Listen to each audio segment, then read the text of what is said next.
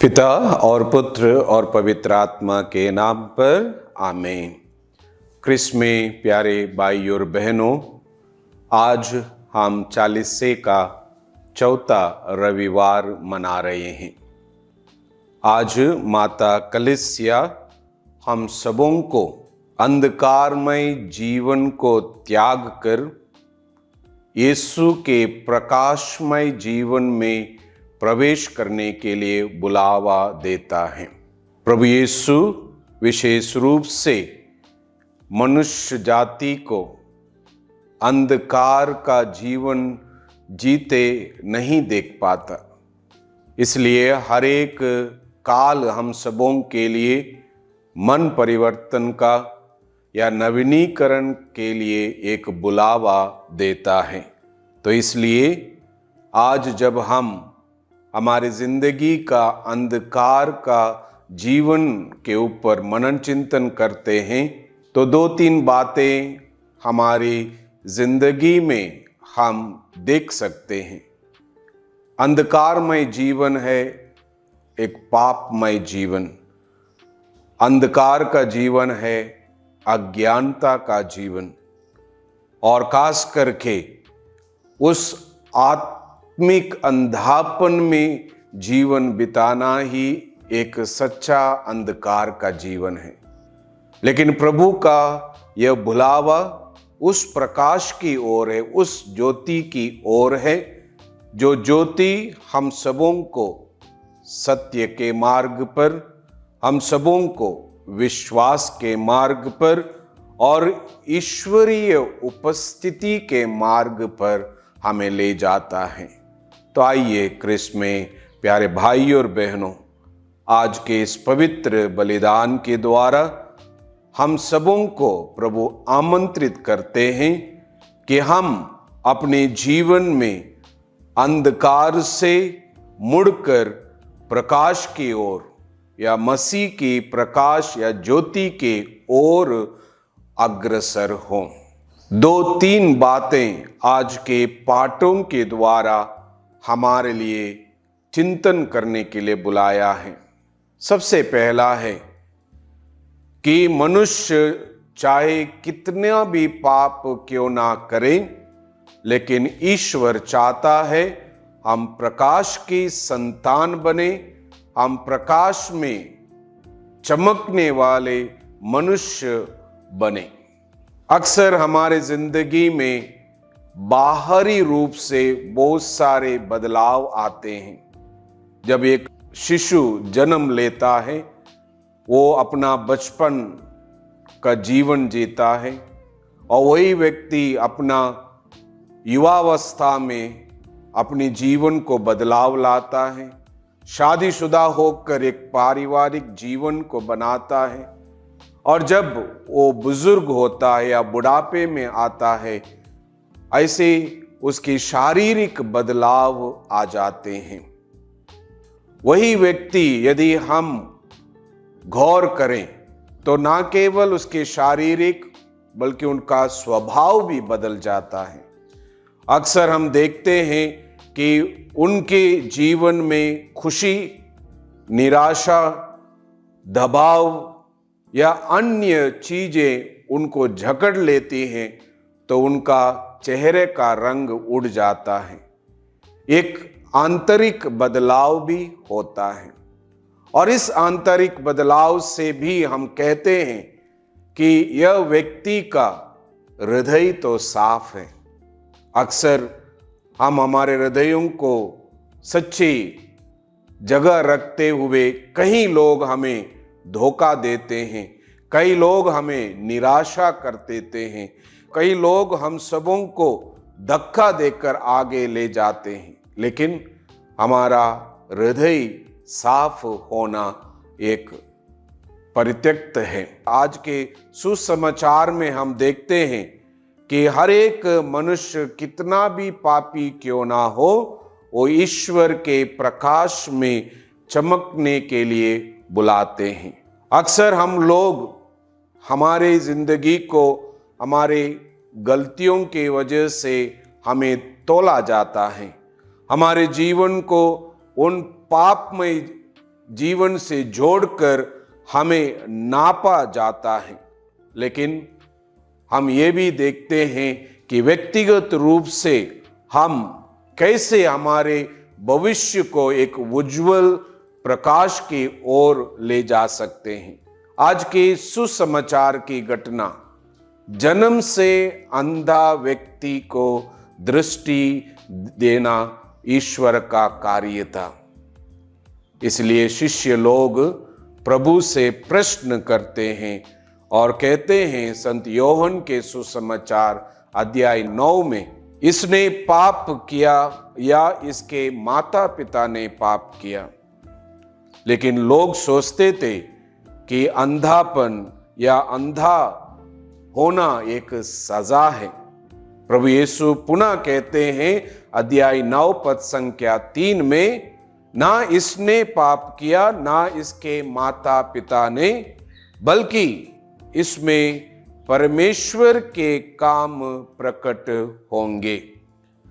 यीशु उसमें सिर्फ और सिर्फ समस्याओं को नहीं देखते, पाप को नहीं देखते, बल्कि एक ऐसा जीवन देखते हैं जो ईश्वर की महिमा में चमक सकता है। आज उस व्यक्ति के समक्ष प्रभु उपस्थित हैं। उन्होंने मिट्टी सानी उनके आंखों पर रखा और उसके बाद उस अंधे व्यक्ति को सिलोम नदी में जाकर उसका चेहरा धोने के लिए कहा, ताकि वो उस प्रकाश को देख सके, उस ज्योति का अनुभव वो कर सके। यहां तक कि एक पापी व्यक्ति और इस समाज के द्वारा ठुकराया गया व्यक्ति आज ईश्वर की महिमा का एक सच्चा गवाह बनता है। तो इसलिए आज का सबसे पहला संदेश यह है क्रिस्त में प्यारे भाई और बहनों, कि हर मनुष्य चाहे कितना भी पापी क्यों ना हो, ईश्वर के प्रकाश में चमकने और उसकी महिमा प्रकट करने के लिए बुलाया गया है। आज का पहला पाठ, दाऊद एक इज़राइल के लिए ज्योति की संतान बनाने के लिए बुलाया गया है। हम देखते हैं आज के पहले पाठ में, पहला सामुएल अध्याय 16 पद संख्या 6 से हमें कहा गया है किस प्रकार दाऊद चुने गए। सामुएल उस घराने के पास जाता है यिशै के पुत्रों को नियुक्त करने के लिए कि वो एक राजा बने। सामुएल एक हट्टे कट्टे व्यक्ति को देखकर मन ही मन में सोचने लगता है कि यही एक सच्चा राजा बनेगा। तब ईश्वर की वाणी उसको वो सुनते हैं और ये कहते हैं कि उसके रूप रंग या ऊंचे कद को मत देखो, क्योंकि मनुष्य बाहर का रूप देखता है लेकिन ईश्वर हृदय को देखता है। तभी तो दाऊद अपनी भेड़ों को चराने के लिए वो चला जाता है। उसको बुलावा देकर बुलाकर उसको राजा का नियुक्त करते हैं। तो इसलिए आज जब दाऊद उस चुनी हुई प्रजा का ज्योति के मार्ग पर ले जाने के लिए उसे बुलाया है, वो ना एक शक्तिशाली व्यक्ति था, वो ना एक अनुभवी व्यक्ति था, वो ना तो शुरू से बुलाया या चुना गया था, लेकिन ईश्वर ने उसमें एक खुला और एक सच्चा हृदय देखा। तो इसलिए दाऊद का बाहरी रूप देखकर ईश्वर ने उसे नहीं चुना, बल्कि उसके आंतरिक एक साफ सुथरा हृदय उस देखकर उसको चुना, ताकि पूरी इजरायली जनता को उस प्रकाश के मार्ग पर ले जाए, या पूरी इजरायली जनता में एक ऐसी ज्योति चमके जो ईश्वर की महिमा को प्रकट कर सके। तो इसलिए क्रिस्त में प्यारे भाइयों और बहनों, आज का पहला पाठ, ईश्वर अक्सर सरल और विनम्र लोगों को दुनिया में प्रकाश फैलाने के लिए बुलावा देता है। इसलिए एक प्रश्न चिन्ह हमारे व्यक्तित्व के ऊपर रखें। हम क्रिस्तीय होने के नाते क्या हम प्रभु में सच्चा विश्वास को प्रकट करते हुए ईश्वर की ज्योति को इस संसार में फैलाने का काम करते हैं? तो इसलिए आज के पहले पाठ में और आज का दूसरा संदेश हम सबों के लिए यह है, क्रिस्त में प्यारे भाई और बहनों, कि इज़राइली प्रकाश के मार्ग पर जाने के लिए दाऊद को चुना जाता है। आज मैं भी, हम भी प्रभु यीशु में बपतिस्मा पाकर उसी ईश्वर की महिमा प्रकट करने के लिए इस संसार में चुने गए हैं और बुलाए गए हैं। आज के तीसरे मुद्दे पर जब हम आते हैं, वो मुद्दा है कि हमारे जीवन में यीशु प्रकाश बनकर और ज्योति में विश्वास को बनाए रखने के लिए बुलाते हैं। प्रभु यीशु हमारे जीवन में प्रकाश किस प्रकार से डालते हैं कि आज के सुसमाचार में जब उस अंधे व्यक्ति को प्रभु बुलाकर उनको दृष्टि देते हैं, और दृष्टि देने के बाद हम संत योहन के अध्याय 8 पद संख्या 12 में पढ़ते हैं, मैं संसार की ज्योति हूं। यदि प्रभु यीशु इस संसार की ज्योति है तो मुझे उनका सच्चा अनुसरण कर कर हमारे जीवन को प्रकाशित करना मायने रखता है। यदि वो इस संसार की ज्योति है तो हम भी वही चमत्कार कर सकते हैं जो चमत्कार प्रभु यीशु ने आज जन्म से अंधे व्यक्ति में किया। फरीसी लोग, अन्य लोग उस अंधे व्यक्ति से बहुत सारे प्रश्न करते, क्या तू ही है जो अक्सर उस जगह बैठता रहता था? तुम्हें उन्होंने कैसे चंगा किया? उन्होंने क्या किया? और ये सब पूछताछ करने के बाद वो अंधा व्यक्ति उन प्रभु में केवल विश्वास को बनाए रखता है और कहता है, मेरे विश्वास ने मुझे चंगा किया। आज हम भी उन फरीसियों के जैसे, उन सदुकियों के जैसे अविश्वासी बनकर बहुत सारे प्रश्न चिन्ह हम रखकर विचार विमर्श करने के लिए तैयार रहते हैं, लेकिन हम हमारे हृदयों में वो प्रकाश को पाना या उस ज्योति के संतान कहलाने का योग्य बनते हैं। तो इसीलिए क्रिस्त में प्यारे भाई और बहनों, जब हम अंधे व्यक्ति को देखते हैं कि किस तरह उसको वो दृष्टि मिली और किस तरह उसने प्रभु यीशु को पहचाना, और यह पहचानने के लिए हमें दो मार्ग दिया जाता है कि हमें दो प्रकार के अंधेपन को हम देखते हैं। सबसे पहला है एक शारीरिक रूप से अंधा होना, जो प्रभु यीशु चंगा करते हैं। दूसरा है आत्मिक अंधापन, जो अक्सर हम हमारे अंदर जब हमारे हृदयों को बंद कर देते हैं ताकि हम प्रकाश को ना देखें। ये दो प्रकार के अंधापन को हम देखते हैं। इस अंधे व्यक्ति का विश्वास धीरे धीरे बढ़ता गया कि सबसे पहले वो अंधा व्यक्ति प्रभु यीशु को एक मनुष्य कहकर पुकारता है, ये मनुष्य कहकर पुकारता है। लेकिन जब उन्होंने उनकी दृष्टि को पाया तो वो कहता है वह एक नबी है। पहचान कहां से कहां तक चला जाता है। यदि हम अंधे बने रहेंगे तो हर एक चीजें हमें एक मनुष्य के समान हैं, हम उनको पहचानने में इनकार करेंगे। लेकिन जब हम उस अंधापन से विश्वास की ओर जाएं तो हम पहचानने के लिए लगेंगे कि एक नबी है, एक चमत्कारी मसीह है, एक प्रकाशित मसीह है, और यह करने के लिए प्रभु हमें बुलाते हैं।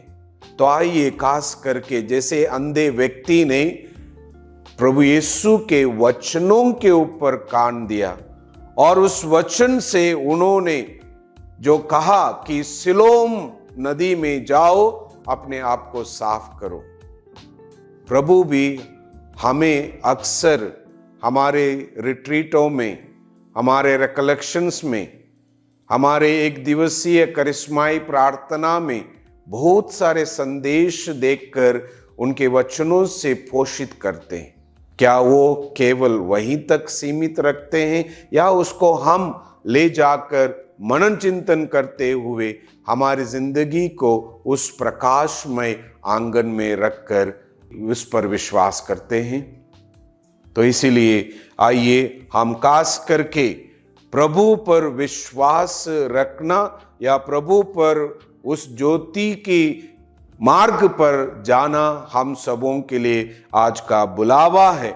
इसलिए अंधा व्यक्ति अंत में कहते हैं, प्रभु मैं विश्वास करता हूं। ये एक बहुत सख्त वाक्य है जो अंधा व्यक्ति उन लोगों को कहते हैं कि मैं प्रभु पर विश्वास करता हूं। आज का दृष्टांत हमारे लिए एक अंधकार से विश्वास की ओर ले जाता है या अज्ञानता से प्रकाश की ओर ले जाता है। तो जरूर क्रिस्त में प्यारे भाई और बहनों, आइए हमारे अंधकारमय जीवन को त्याग कर, पीछे छोड़कर प्रकाश की ओर जाएं, ज्योति के मार्ग को हम अपनाएं। आइए अंत में हम सब उस अंधकार को छोड़कर प्रकाश की ओर चलें।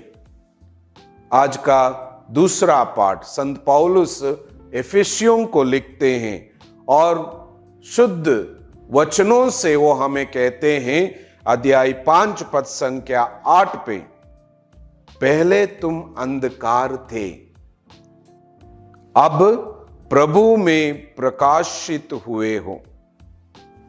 संत पौलुस ये नहीं कहते हैं कि तुम अंधकार में थे, वो कहते हैं पहले तुम अंधकार थे, यानी हमारा जीवन ही अंधकार था, लेकिन अभी हम उस प्रकाश के मार्ग पर आए हैं क्योंकि प्रभु ने हमें एक नया जीवन दिया है। उनके वचनों के द्वारा, उनके चमत्कारों के द्वारा उन्होंने शब्द देह बनकर हमारे बीच में रहकर हमें उस अंधकार से छुड़ाकर ज्योति के मार्ग पर वो हमें ले चले।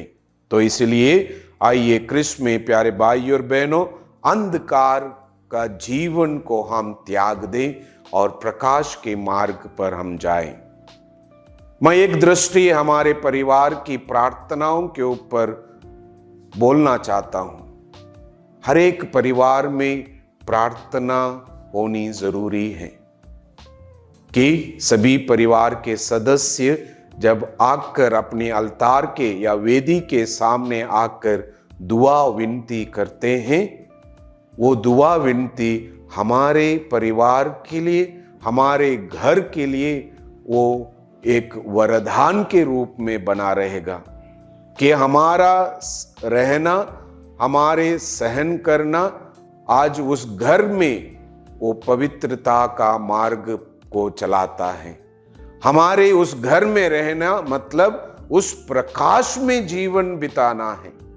तो इसलिए हर एक प्रार्थना आज माता अपने पति के लिए करती है, पत्नी अपने पति के लिए करती है, माता पिता अपने बच्चों के लिए करते हैं। तो यह प्रार्थना उस जगह ज्योति के समान है क्योंकि वहां से हम पाप रहित जीवन जीने की कोशिश करेंगे। तो इसलिए जब हम अपने घर से बाहर निकलते हैं, हम खुशी से, आनंद से अपने कामकाज के लिए बाहर निकलें। वापस जब हम आए तो उसी प्रकाश में हम प्रवेश करें क्योंकि वो घर, वो परिवार सदा प्रभु की प्रार्थनाओं के द्वारा उस घर में ज्योति जलती रहेगी, प्रकाश जलता रहेगा। तो इसलिए यह अनुरोध है क्रिस्त में प्यारे भाई और बहनों, हमारा गिरजाघर जाना, मिसा बलिदान में भाग लेना, हमारे परिवारों में प्रार्थना के लिए एक सही वक्त और समय और स्थान देना हमारे लिए बहुत अधिक जरूरत है, क्योंकि हम हमारे अंधकार जीवन को त्याग कर प्रकाश के जीवन में हम जिएंगे। तो आइए हम प्रार्थना करें। हे प्रभु, हमारे आंखों को खोल दें ताकि हम आपके प्रकाश को देख सकें। हम हमारे पाप के अंधकार से मुड़कर आपकी सहायता मांगते रहें और हमें हमेशा आपकी प्रकाश की संतान में जीने का वरदान दीजिए। पिता और पुत्र और पवित्र आत्मा के नाम पर आमीन।